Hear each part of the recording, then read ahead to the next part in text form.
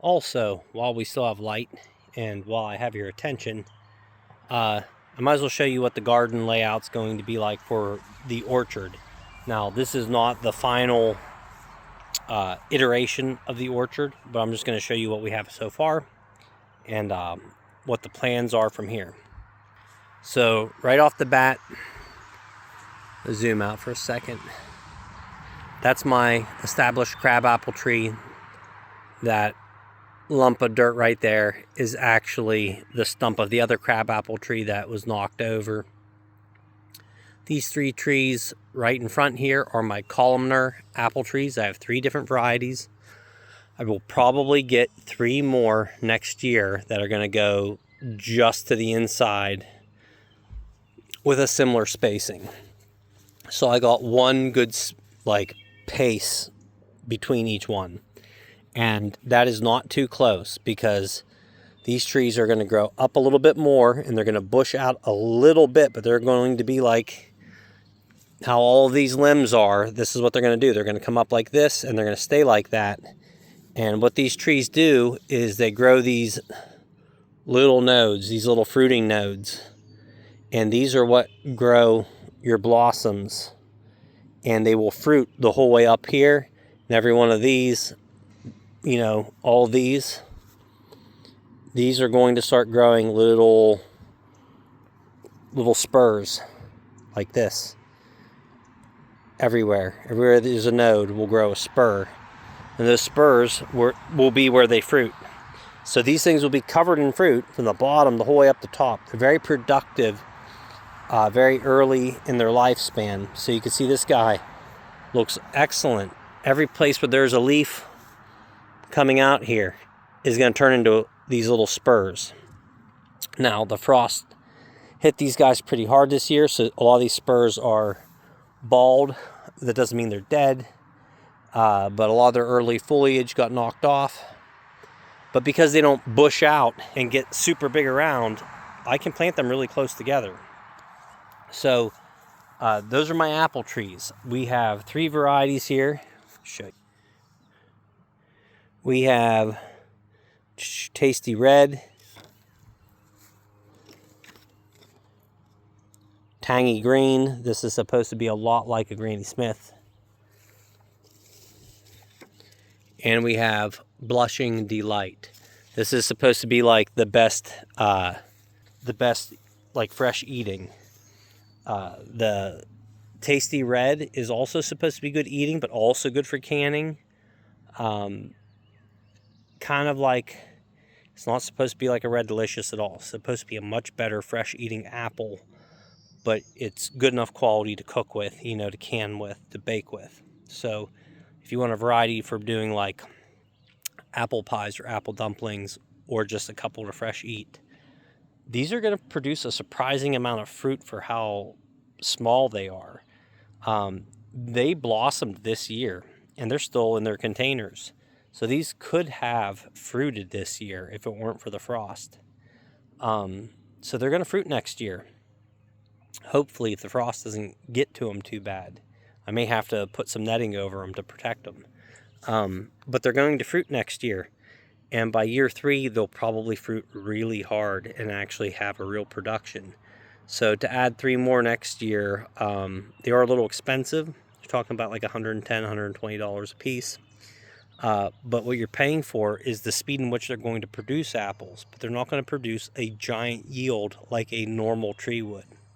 So this is where the orchard is. I'll show you what the other trees are here in a moment.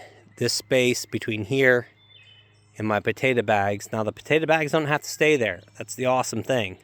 Next year, the potato bags may end up like right here and lined up more with the first 2 boxes side by side, or they may end up on the other side because that space, there's no real use for it right now. It's going to be a wide path, and you'll see when we get to that.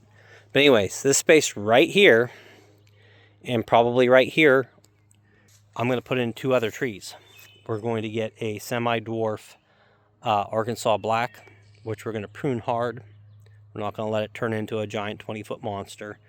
probably going to keep it around 10 feet tall, 10 feet wide, which should make it smaller than this tree. This tree is probably about 15 feet tall and probably about 18 feet wide, realistically. I mean, if you see compared to me, you know, I'm 5'10". This thing's at least 3 of me tall. But anyways, I don't want them to be quite even that big. Reason being is you can prune to produce fruit sooner.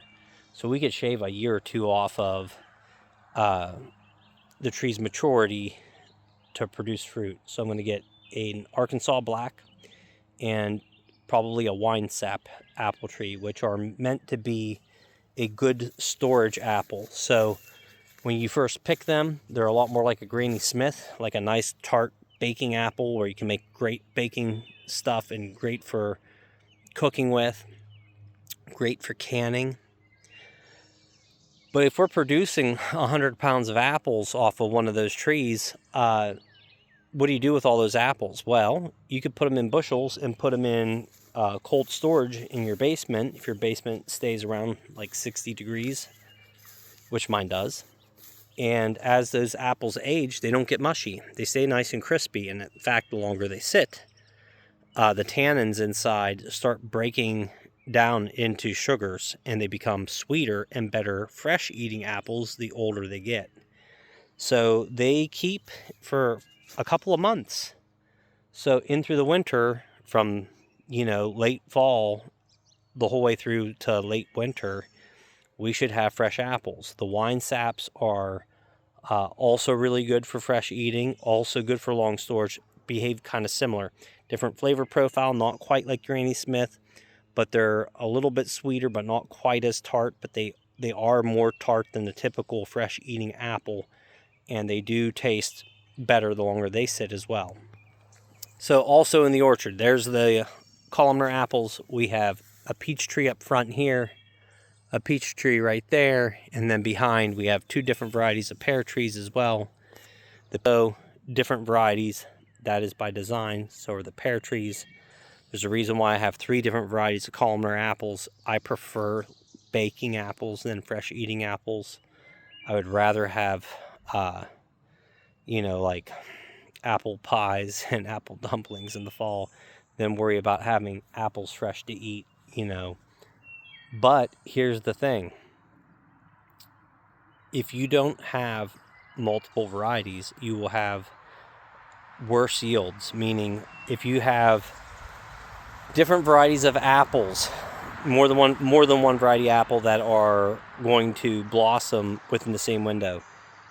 Same with peaches and pears. They have to be able to have an overlap to their blossom time. If they cross-pollinate, they have a higher success rate of pollination, which means more fruit. And when they cross-pollinate, you end up with bigger fruit. I don't know why, but you do. So you get more, bigger fruit. So if you're going to have peach trees, get 2 varieties. If you're going to get pear trees, get 2 varieties. I'm going to have technically 5 varieties of apple trees. And once I get my wine sap and my Arkansas Black, we are cutting down that crabapple tree, and I'm going to use the stump to graft a wine sap and a Arkansas Black branch, and I'm going to turn this into a double leader tree, and it's probably going to produce fruit in just a couple of years because of that big mature root system underneath. So that's the orchard explained. Let's go over here and see what else we got. Here are 2 of my fig trees. As you can see, one is doing amazing, waking up nice and early and greening up. This SOB right here I thought was dead. So I ended up buying a 3rd fig tree. And a week after buying the 3rd fig tree, if you get real close here, what do you see down there? Fresh buds.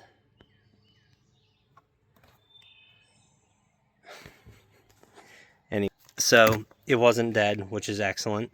So now I have 3 fig trees. I don't want to show you the side of my shed because right now there's pallets, there's wood, there's a snow blower that's not run in years. It's kind of an eyesore. That's getting cleaned up this year. The fig trees are going to go along that wall, and they're going to be pruned to grow flat and kind of get tied up to the back of that wall.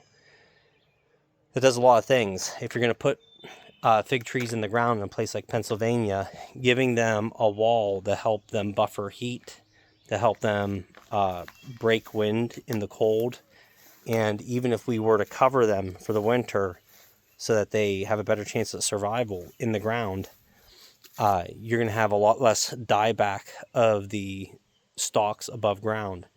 A big problem is you do need to have fresh growth to get fruit on a fig. They only fruit from what's grown that season. So you do have to prune them fairly aggressively. But you don't want them to die the whole way back to ground level, because then you're starting from scratch every year. So all the fresh green growth from that year, if it dies back, it's not that big of a deal. But if it dies back to ground level every year, you're going to have a hard time getting a good fruiting season. Now up front in my patio, we have a patio lemon tree here. It's been sitting out here for about a month. But looky here. I don't know if you can see what that is right there, but that's fresh growth. Right here, nodes growing. Right there, more nodes growing. So this thing right down there, that's all fresh growth. So this thing is just, all of a sudden this past week, just decided to start exploding with fresh green growth. Over here's my finger limes. This really light green shoot at the end is fresh green growth. I got like little spider webby things. But anyways, fresh green growth. Fresh green growth. This is fresh green growth. No fresh green growth on these two canes yet, but it is growing. It turns into like a big hydra, a big thorny hydra, and it's a finger lime tree which grows a lime that is about the size of a finger, and it's filled with what they call lime caviar. This is like an Australian type of lime. It's got this red looking citrus caviar inside that you squeeze out, and it tastes like a lime. But it's long and narrow, and it's filled with these little beads that are apparently pretty good to cook with, and pretty great for, like, I don't know, if you like a Moscow Mule or something like that and you want to put some lime in it. I think it's fantastic. Anyways, I'm going to give you a quick overview of my hardening off / staging area for the garden. I have an absurd amount of tomatoes and peppers, a handful of brassicas, a little bit of squash, a little bit of zucchini, a little bit of cucumber. And we're going to go over how that's all going to work. So this is my dog pen connected to the back of my shed. This is going to sound atrocious, so I apologize. This little greenhouse has been an absolute powerhouse for me. I like it so much that I'm going to probably get an actual permanent structure, like 12 by 14 foot greenhouse. Because in the spring, when you have these unpredictable Pennsylvania nights, so many things had the opportunity to not only survive, but thrive, because it was able to capitalize on the sunshine during the day, shrug off the cold, heats up so much hotter inside that it made a huge difference on things that were trying to die. I was able to bring back to life. So in here, we have some toothache plant, some horehound, some hyssop. Down below, you can see I have hostas starting to come up. My dahlias aren't up yet. My sea holly is not up yet. My liatris is almost all up. It is coming up everywhere, guys. And my tritoma, also known as red hot poker, it's all up. So pretty happy about that. It sucks because it's got like a, you can see, you got to duck to get in. So the structure itself sucks, but you get to test out to see if a small greenhouse would actually work on your property, how you like using it. I loved it. The only thing I hate about it is how small it is. So I would like a much bigger greenhouse, because I used the piss out of this thing. It got to the point where I'm literally rotating plants in and out from hardening off to in here. It would have been nicer to have ceiling vents that I could open up and a fan that I could blow to help harden off and to keep them out of my house, because they went from being in my house and not really taking up space, and then I had to start taking them out of that. So the starter cells are just these tiny little starter cells, you know? And then you start putting them into things like 4-inch nursery cups or 6-inch nursery cups or solo cups, anything you can to make it an affordable way to start giving them more space in their roots, because what we were having is a lot of problems with running out of root space. So I was losing plants to them essentially getting choked off. They were just dying from being too cramped. The timing with our weather is just so up and down, and so I ran out and got this greenhouse, and boom, everything that was dying, I was able to bring a lot of it back to life. And not just a little bit, like a lot. So let me show you. So over here is my tomatoes. Here's the only tomatoes I bought were beefsteaks. I had to replace my super steaks with beefsteaks, and these purple Cherokees. Now, these are stout little tanks of plants. I love them. But these are, everything in a solo cup is what I grew. And you could see they're just as, sorry, I'm getting eaten alive by sweat bees. They're just as big and vigorous as anything else. These are my Romas, you know, I grew these. I have pineapples. This was the worst plant. I mean, it was a stick with one tiny little leaf. It had one tiny little leaf down here, and the rest of this was all dead and dying. And because I was able to put in the greenhouse, it has come back, which is amazing. A lot of these were not quite this bad, but they were close, and I was able to bring them back into viable, vigorous plants. Some of these just absolutely exploded. But, I mean, look at this Brandywine, how beautiful it is and big it is. I wouldn't have been able to do that if it weren't for having that. All my peppers, I lied. I did buy 4 habanero pepper plants. Habaneros have a tendency of being kind of late to the party. They germinate late, they grow slow. So buying ones that were already ahead kind of sort of catches me up on them. Otherwise, you can kind of miss the harvest, because if we have an early frost this year, I've had years where I've had 0 peppers produced out of my habaneros, because they're sometimes a little on the late side. So even though I have a couple habanero plants over here, they're just little guys like this, same size as all my other peppers, where my other peppers, when they get out into the garden in full sun, they're going to explode in growth. My habaneros won't. They're going to be so much slower. At least that's been my experience. So, brassicas. We got purple cabbage. I got 6 of them. Actually, no, I got 12 of them. I also have 12 different types of, not 12 different types, but 12 white cabbages, 2 different types. That's a gooseberry that we're trying to wake up.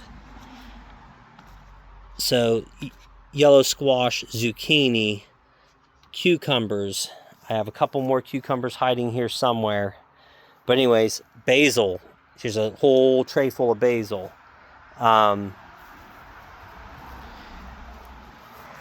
This is sweet potato.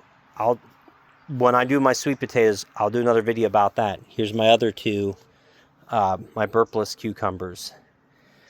All these are my broccoli. So, you know, that's all my and I got a row of Brussels sprouts. So, when it comes to the garden, I have 57 tomato plants. Out of that 57, 39 of them are going to end up in the garden. I always plant for redundancy. Some of them are going to have to be, you know, donated to someone else, whatever the case may be. But I got space for 39 plants. So you always grow extra, and then you pick the biggest, healthiest, nicest plants to go into your own garden. Now, tomato plants, I have like 92 pepper plants. I have 92 different pepper plants. Now, of those different peppers, what do I got? I got jalapenos, serranos, habaneros, poblanos, bell peppers of different types, hot Hungarian wax, sweet banana peppers, cayennes coming out of the yin yang. I got 4 different varieties of cayenne. I got Thai peppers.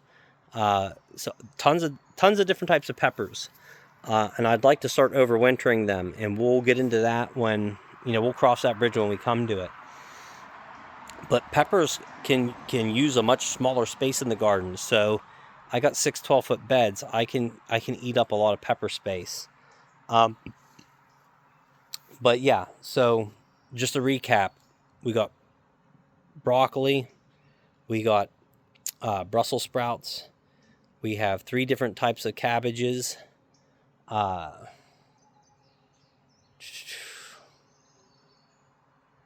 should be it for my brassicas. And then from there, mostly peppers and tomatoes. The squash, zucchinis, and cucumbers are actually going to go on the outside of this dog pen. They're going to go in containers, and I'm going to trellis them up and across. So this is all going to be draped the whole way across with vegetation. So that way I can keep my garden space completely open, utilize this space here. It will be like a living blind for the dogs. So I have more herbs. I have a whole bunch of sage growing here. What do we got over here? Majorm, motherwort. Got a bunch of thyme growing there.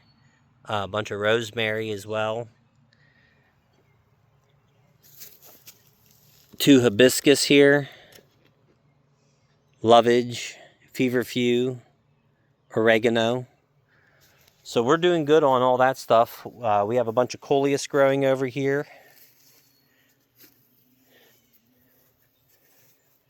Comfrey down there. Comfrey's doing really good.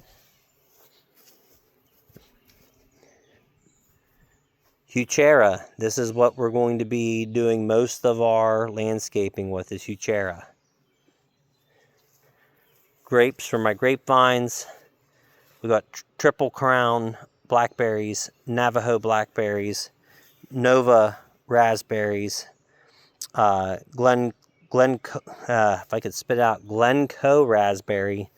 I have 2 boysenberries, a red currant, and then this last guy here is a goji berry. He's looking a little tired. He was definitely super root bound when I bought him. So we just transplanted into something slightly bigger to give those roots something to have better contact with soil, to hopefully wake him up just a little bit before he goes into the ground. Because he's going in the ground by this weekend. Damn near everything is. So I hope that gives you guys a good update on what all I got going on here. It's a lot, I know. Sorry the video's so long. When I go to do the actual planting, I'm going to show you what I'm doing for each plant when it comes to actually fertilizing. So yes, there's chicken manure in my garden, but not a lot. It seems like a lot because of how much came out of there to how much went over there. But when you compare it, like by ratio, compared to how much of that heavy mineral topsoil is in there, it's maybe 10% at best. I would say less. It's probably like 7% manure compared to that dry, mineral-rich topsoil. So is that a problem? No, it's not. But are these plants going to need to be fertilized on top of that this year? Yeah, especially considering the fact that there's a lot of wood in the bottom of those beds because they're hugel beds. There's going to be a ton of mulch at the top, so that's going to tie up a lot of nitrogen in that soil. So there's going to be some bone meal, there's going to be some blood meal, there's going to be some worm castings all going into the hole. After that's all done, everything's getting watered in with fish fertilizer, and that's going to be from here on out. We're probably going to water with fish fertilizer probably once every other week minimum, maybe once a week. I'm fertilizing my plants kind of hard early in the season.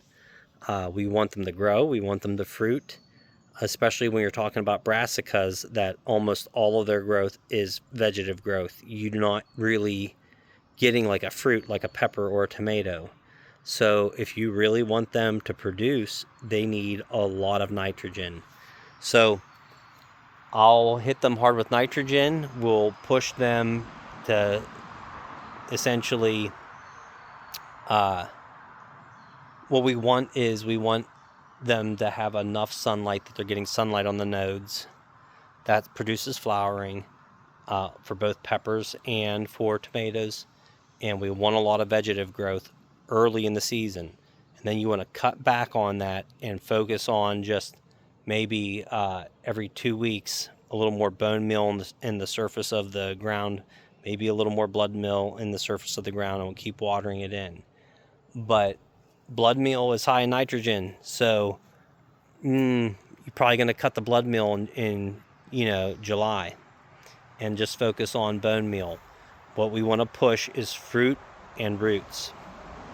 Anyways, we'll go over that while we're doing it, just to show you what I'm doing. I'm not saying you should follow along and do what I'm doing in your garden this year. I'd rather you watch and then see what happens. And maybe my garden will be a complete flop this year, and you'll be like, man, I'm glad I didn't do what that asshole did. But I'm hoping you're going to watch it and go, oh my God, Jedediah's garden exploded. Maybe I should do what he did next year. And, we can just kind of follow along and learn all together.